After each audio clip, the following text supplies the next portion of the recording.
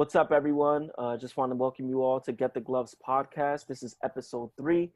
My name's Raul, and I'm joined today by Jose and Chris. What up? And just want to thank everyone for checking out the first 2 episodes. This has been something that's been really fun for us, where we've been breaking down different MMA fights that have been happening during the pandemic.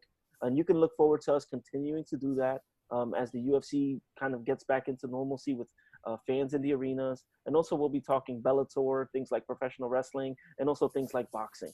So we thank you for your support. And we Whoa. We never discussed this professional wrestling thing, bro. Calm down. So we thank you for your support, and we hope that you continue to watch us into the future. But that being said, if you tuned in last week, you know that really most of our conversation revolved around UFC 252, which was headlined by Daniel Cormier and Stipe Miocic. It was a card that really had 3 main fights that had a lot of implications throughout different weight classes, those being Rozenstruik against JDS. In the heavyweight division, we had Sugar Sean O'Malley fighting against Chito Vera, and then we had Stipe Miocic and Daniel Cormier finishing off the card. Now, that being said, I'd like to kind of play a little bit of Monday morning quarterback, where we look back and talk about the fights and kind of break down what happened in those fights and what are we looking forward to in the future. So if we can get started right now and talk a little bit about that Rozenstruik and JDS fight, what were your thoughts on that? Obviously, that ended in the second round. Jose, kind of give us a breakdown on what happened in the fight, just to let the people know out there if they didn't get a chance to watch it.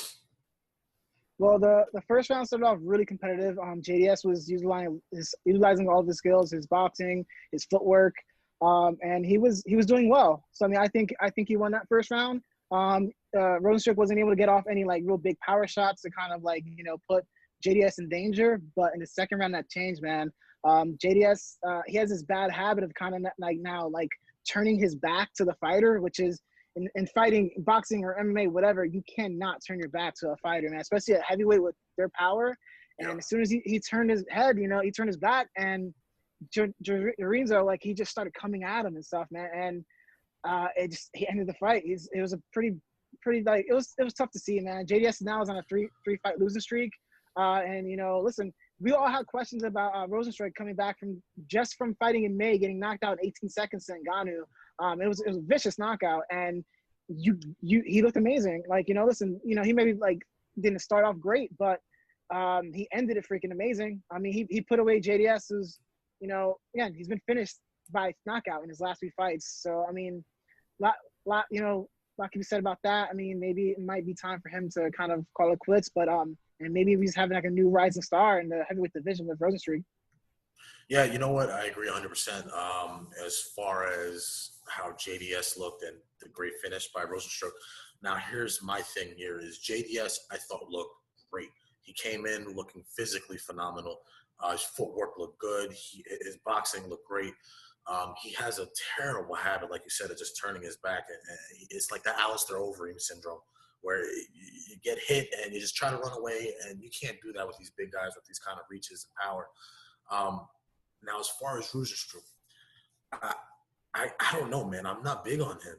He has so much power. He's so vicious, but he just doesn't technically look good to me, man. He almost strikes me as a Francis Ngannou early years kind of fighter, where it's just pure brute power, and there's no technique behind it. There's no setup behind it. There's no accuracy. It's just wing and go.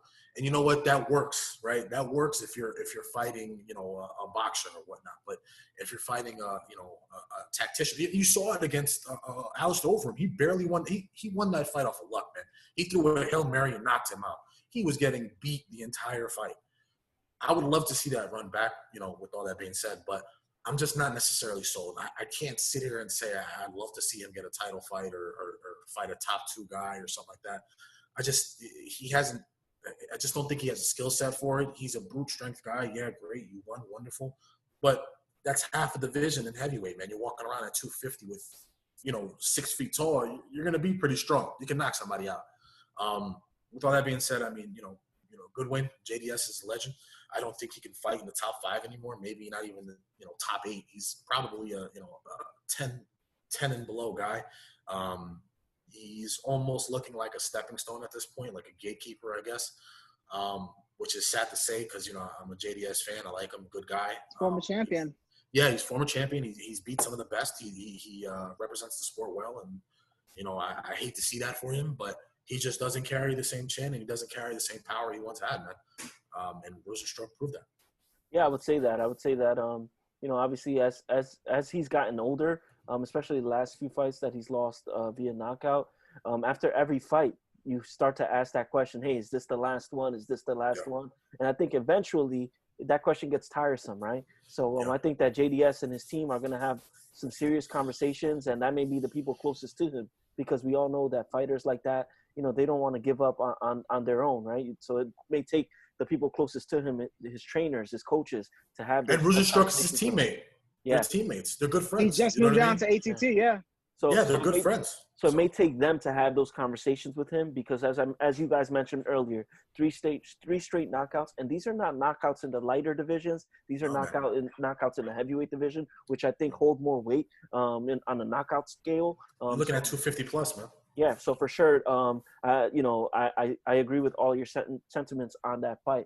And then moving on up to the co-main event, it was Sugar Sean O'Malley going up against Chito Vera. Chito Vera being that crafty veteran, someone that really should be like on a five-fight win streak if it wasn't for his last fight, which ended in seven. It's like seven. Now. Actually, yeah, seven now. Yeah, because his last fight kind of ended in a little bit of controversy. And then you got someone like Sugar Sean O'Malley, a rising star in the UFC ever since he came out of Dana White's Contender Series. Someone that has really kind of changed the game for young fighters out there, not only in the octagon with the style and the hair color and all this stuff, but also outside of the octagon, social media, and becoming an influencer, building a great following on Instagram and just social media in general. But there was a lot of questions going into this fight. Sugar Sean was very confident, at sometimes arrogant, if you ask certain people, while Chito was a guy that was just his own self. He said, listen, I'm going to go in there, I'm going to rough this guy up. Now, last week I had a hot take, and respect to both of you. I thought it was a hot take when I said that Chito would stop him, and you guys were like, hey, man, that may not be a hot take. That may very well happen. So, Chris, talk to us a little bit about that fight. Maybe some people didn't watch it, or, maybe you kind of have your 2 cents on it. Share that with us. Yeah, I again, when you said it, it was, Jose especially, but me too. I mean, we were pretty much in agreement with you, man. I think people sleep on somebody like a Chito Vera, and everybody is really quick to just kind of think of the hottest take of the week, right? I mean, I call it the Michael Jordan syndrome, right? It's always looking for the next best thing. And in MMA, it's the Conor McGregor syndrome. He just had the hype. He's got the look. He's got the following. But you know what? He hasn't fought anybody like Chito. And controversy or not, with the whole, leg injury, foot injury thing. Well, talk to us about the fight. How did I'm sorry. I'm getting into that. And you know what? It's I think Sugar looked fine. But it was a little bit awkward. I think his movements were a little bit weird. You saw him, sort of slip, whether that was his injury or whatnot, who's to say. He says he's fine, but Chito was throwing some vicious kicks at him. I thought they landed very well. I thought it was a big, big proponent in finishing him. Once he wasn't able to put weight on that foot and he was getting him to the ground, he threw that elbow. Man, thank God the ref stepped in, because you know what? Chito was going to put a dent in his skull. That was going to be really bad, and God bless the ref for stepping in, because it was going to be terrible. And I think people just slept on Chito, man. He's damn near 7-0 in his last 7 fights for a reason, man. The guy's a beast. You can't overlook this kind of man. Definitely, I agree. Yeah. Jose, what are your thoughts? I thought up until the weird thing when his foot started to happen, I thought O'Malley looked good. He was very patient. He was, throwing some leg kicks himself, feinting and stuff like that. I thought he looked good. And then there was that one kick that landed around 254, and he put his foot down on I think it was his right foot, and it turned. At first watching the fight, you're like, oh damn, he must have rolled his ankle or something like that. But then if you watch the fight over again and again, I was like, oh, that's strange. It happened at that point. We got kicked in the leg, and then his leg gave out. And then now he's posting videos on social media of him dancing and stuff like that, which is a very bad look. Because listen, he got carted off. He couldn't walk. He was grabbing his leg in pain at the end of that. Damn near. and listen, I'm a fan. Like, I like him a lot, man. I think he has all the potential to be like, a world champion and a big star. His, again, like Raul said, like his following. Like, listen, he's from his last fight, man. His following grew a crazy amount.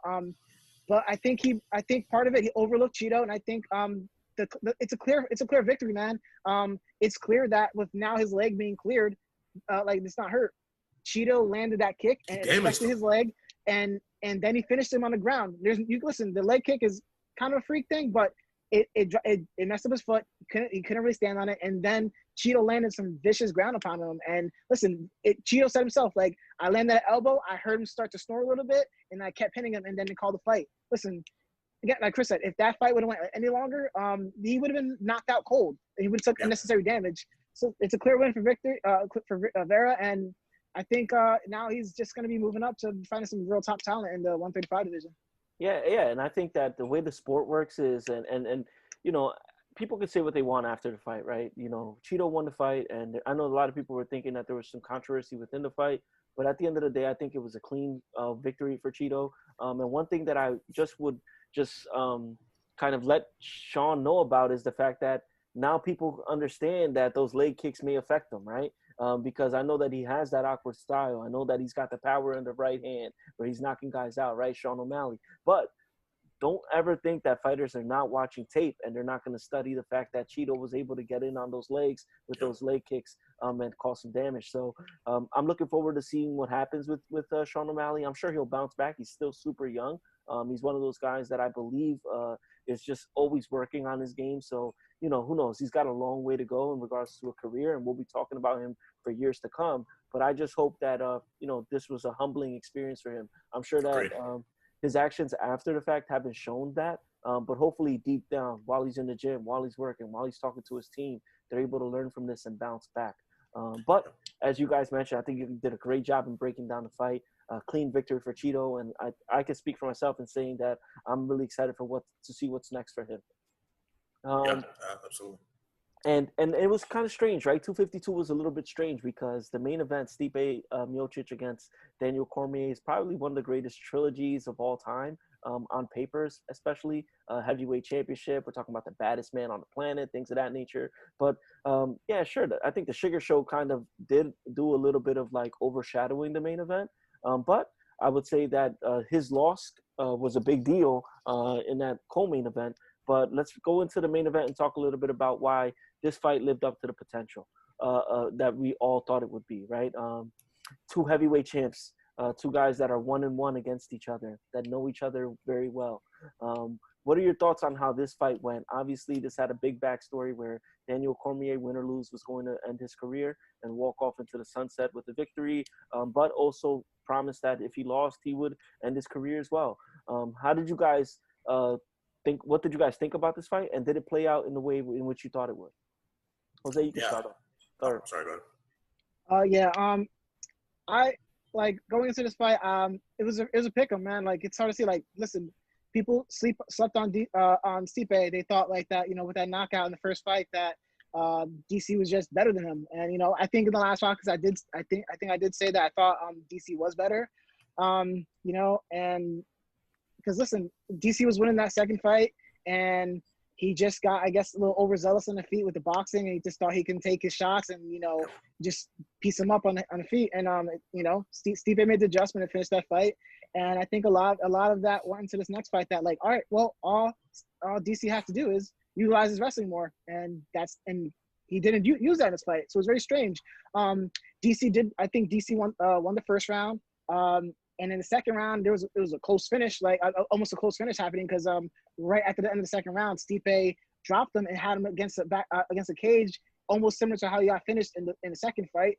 And luckily, he got saved by the bell. And then I think in the third round, that's when the eye poke happened. And then the fight kind of just went weird from there. The thing is, I think on two judges' scorecards, people thought that DC won the fourth round. So it's like, well, he got his eye poked very badly, to the point where he said he couldn't see after the fight. And if he won that fourth round, that's insane. Because for you to win a round in a title fight against one of the best ever in heavyweight division with one eye, it's insane.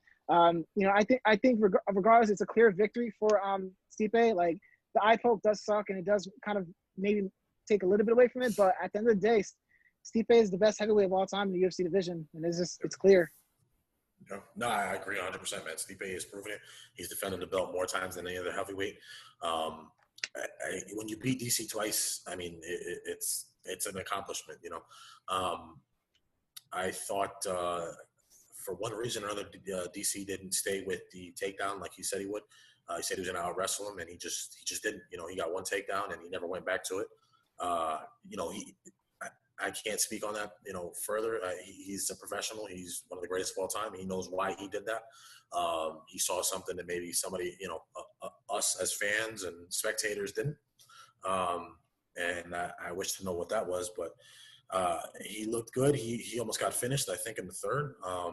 You know, a scary little moment there. And then with the eye poke, like Jose said, I mean, if you get poked like that and he tore up his eye and you literally couldn't see, and then you come out and you win that next round, God, man, you're so freaking, you're a beast.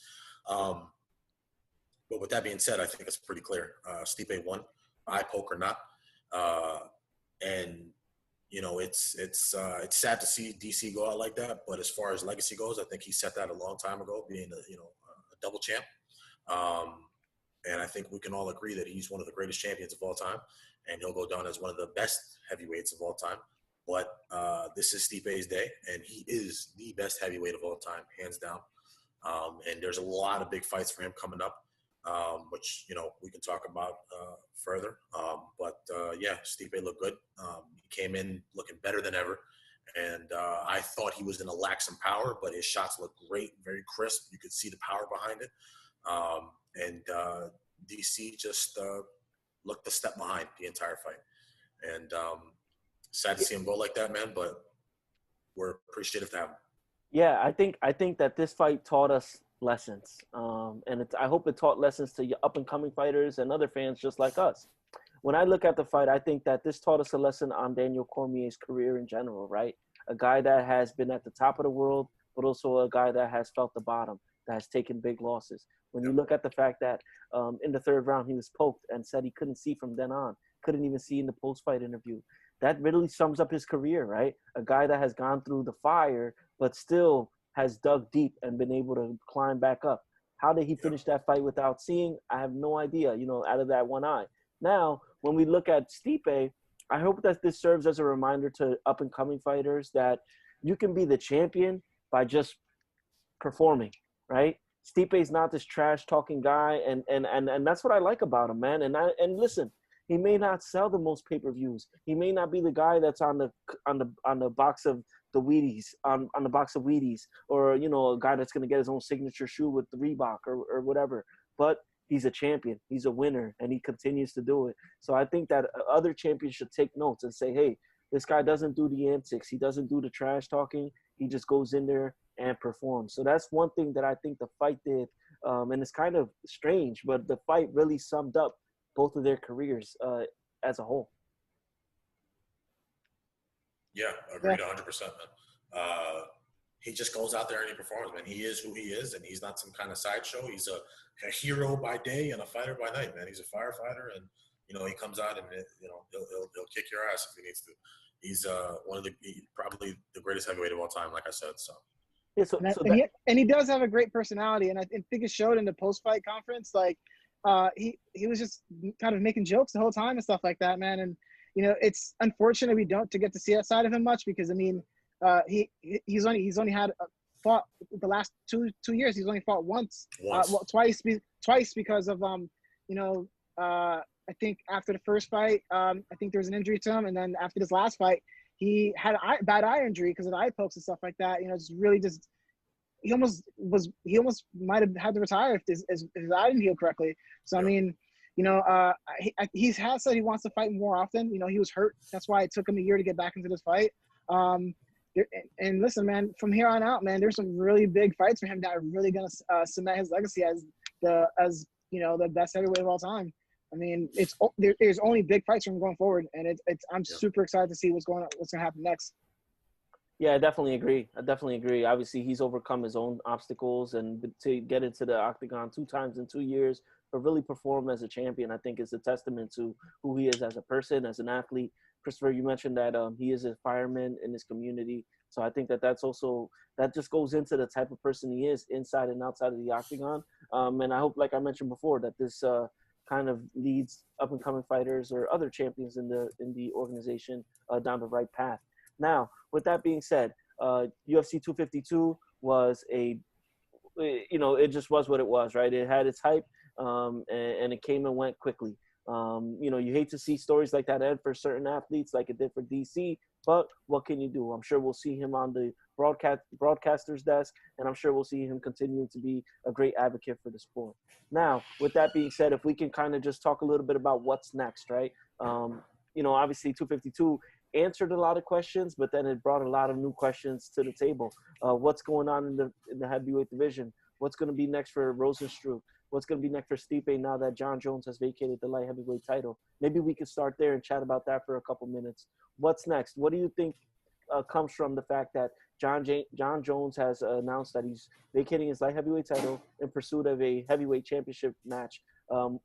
Whether it's against Francis or whether it's against Stipe, who knows? But what are your thoughts on that?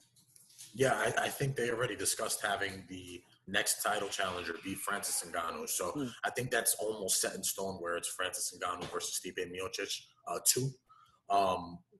Now, as far as John Jones goes, does he wait on the sideline and gets the winner? Does he get a one heavyweight fight? Does he fight Rosenstruck? But does he fight Rosenstruck as a warm-up? Exactly. And you know what? I tell you what, if he fights Rosenstruck, I got John Jones winning, man, because of the reasons I said earlier. Rosenstruck is just a brute kind of fighter, and John Jones is just not that guy. He's going to pick you apart from the outside. He's going to hurt you.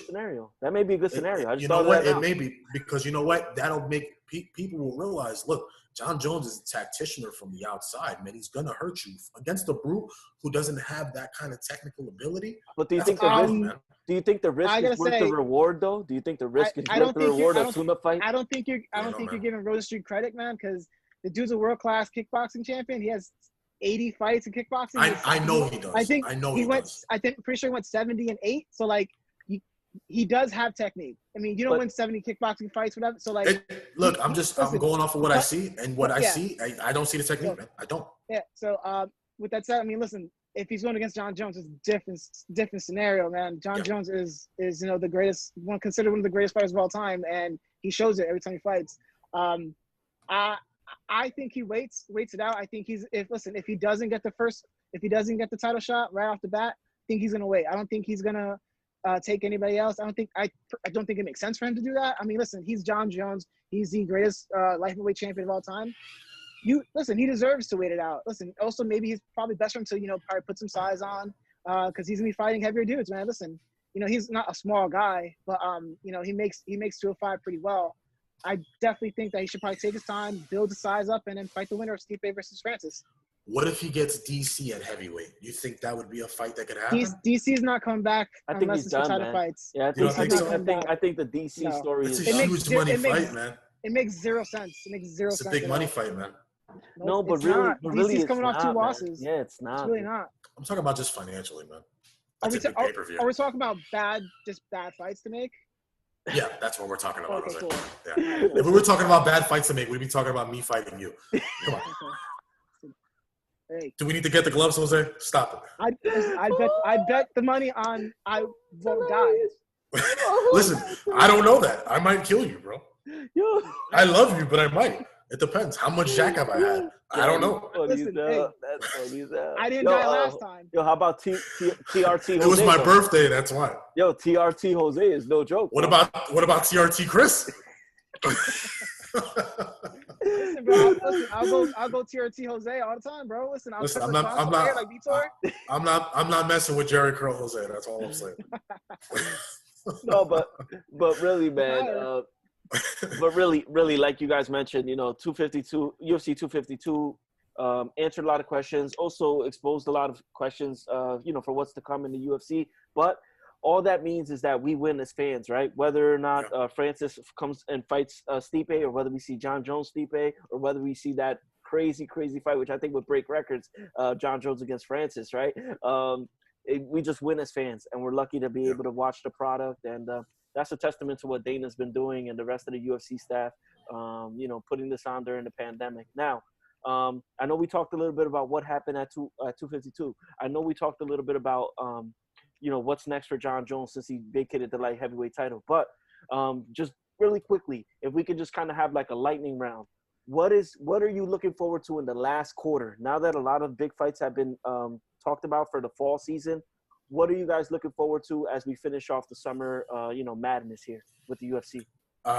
Real quick, I'm loving this Izzy Adesanya versus Paulo Costa fight. I think Paulo Costa he's a brute. I think he's very technical. I think his striking is crazy. His power is crazy. I think he's going to get Izzy out in the second round.